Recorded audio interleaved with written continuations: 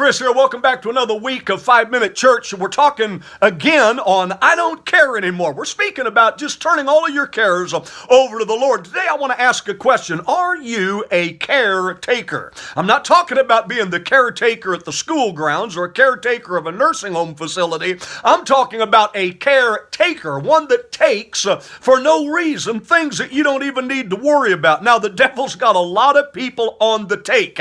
He says, here, take this, take that, and you got to stand back and say, I'm Pat, I'm fine the way I am. You know, a lot of times when I'm leaving somebody, I might inadvertently say, take care. Well, I don't mean to say that, but the last thing anybody needs when they leave me is a bunch more added care. So don't take care.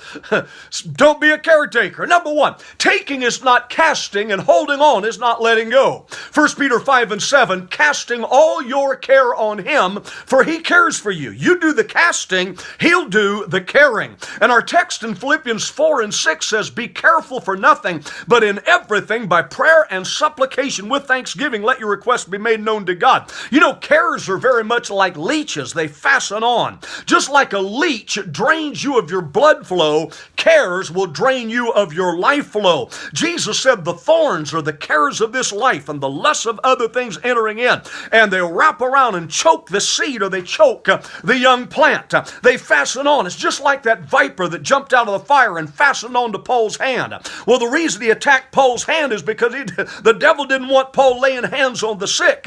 Every care is given you to immobilize your ministry. So don't be a caretaker, be a care shaker. Paul shook it off into the fire. Second, if Jesus already took it, you don't have to take it. You know, he said in Matthew 8:17, this is quoting Isaiah, himself took all our infirmities and bare or carried all of our sicknesses.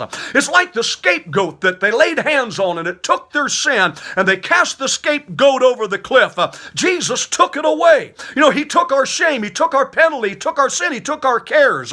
John 1:29, behold the Lamb of God which takes away the sin of the world. You know, every Thursday night I push my trash dumpster out to the curb, and early on Friday morning I'm laying in bed, I hear the trash truck come up, I hear him dump the trash out, and then what do? I put on my slippers, run out, and start hollering as he's driving down the road, hey, where are you going with my trash?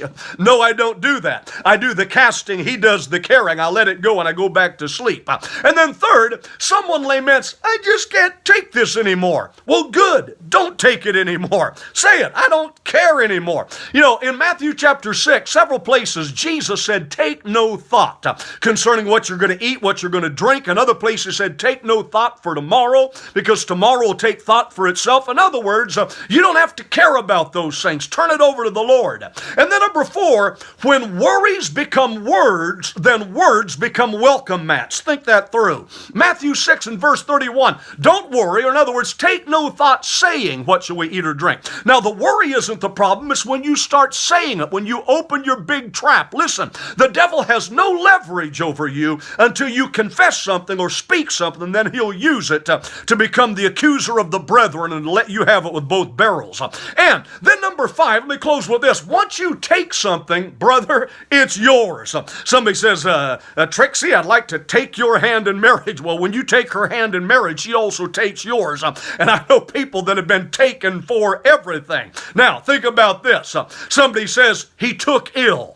He took it. She started to take Valium. She took that Smith boy, and when she took to that Smith boy, she's never been the same. What I'm saying, when you take something, it becomes yours. So you need to be very careful about what you adopt and sponsor, because it may be a part of your life for a long time. That's what happened to Abraham as I close. When he chose to go with Hagar instead of Sarah. And what happened? He's been paying for Ishmael for the last, 4,000 years now, because of a wrong decision on taking the wrong thing. So here's my closing thought. If you become a caretaker, watch out. It might be an early trip to the undertaker. Kris, I hope you're enjoying this series and getting some good out of it. Say it with me one more time. I don't care anymore. Cast your care on him. He cares for you.